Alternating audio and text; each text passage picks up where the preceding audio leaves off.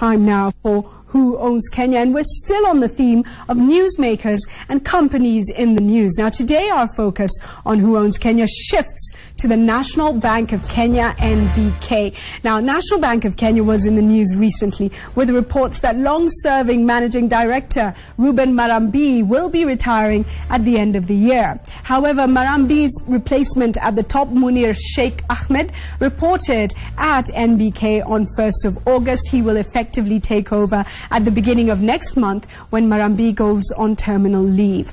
Now the feisty Reuben Marambi has been at the helm of the National Bank of Kenya for about 14 years, a period during which he managed to turn around the bank and save it from imminent closure.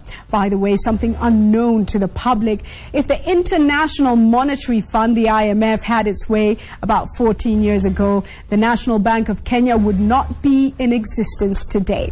Now the IMF wanted the NBK closed because, as this international lender saw it, the bank was insolvent. But one man, Reuben Marambi, saw things differently. As such, when his then employer, the Central Bank of Kenya, seconded him to the National Bank of Kenya in 1998, the IMF wanted him to move in, tidy things up, and then close the bank. But for some reason, he believed that the National Bank was nowhere near its deathbed, so he convinced the Central Bank of Kenya to send him not as a receiver manager, but simply as a manager. As such, when Marambi stepped in at the NBK head office, he had only one mission in mind, that was to rescue the bank. At the time, NBK had become a loss-making financial institution that was teetering on the verge of collapse. Now, NBK was started, let's take a look at the history, sorry. It was started in June 1968 by the government as part of a strategy to help Kenyans gain control of the economy after independence. Now, over the years, the bank has undergone various tribulations and transformations. Initially, the government owned 100% of the bank, but this has changed over the years, and today the government's shareholding is just 22.5% now. Today, Marambi leaves a stable, profit-making financial institution with an asset base of 71.5 billion Kenya shillings and a diversified shareholding. So, time now to take a look at the top 10 shareholders in NBK today. Who are they? Let's take a look.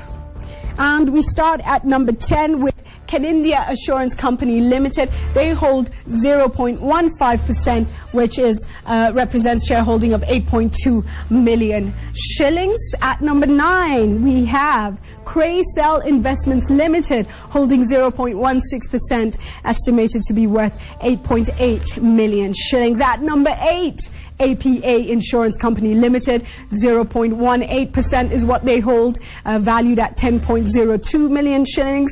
At number 7, Jubilee Insurance Company, 0.29% shareholding, worth 16.08 million shillings. At number 6, Engineer Ephraim Maina. You know that name, of course, because he's the MP for Madeira, and of course he also runs Kirinyaga Construction Company. He owns 0.32%, worth 17.8 million shillings. At number 5, we have a Standard Chartered nominee account. This holds 0.33%, worth 18.4 million shillings. At number 4, NIC Bank nominee account with a shareholding of 0.41%, which is estimated to be worth 22.6 million shillings. And at number 3, there you have it, Paul Wanderi Ndongo, and you know this name well because he's a key investor in several listed companies.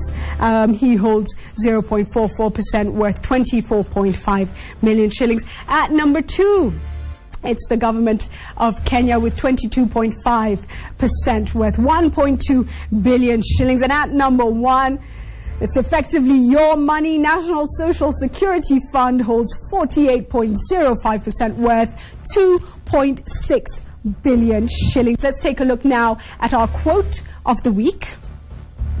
And it reads, "No money gets lost anywhere in the world. It just changes into different pockets and accounts." And those are the words of Reuben Marambi himself.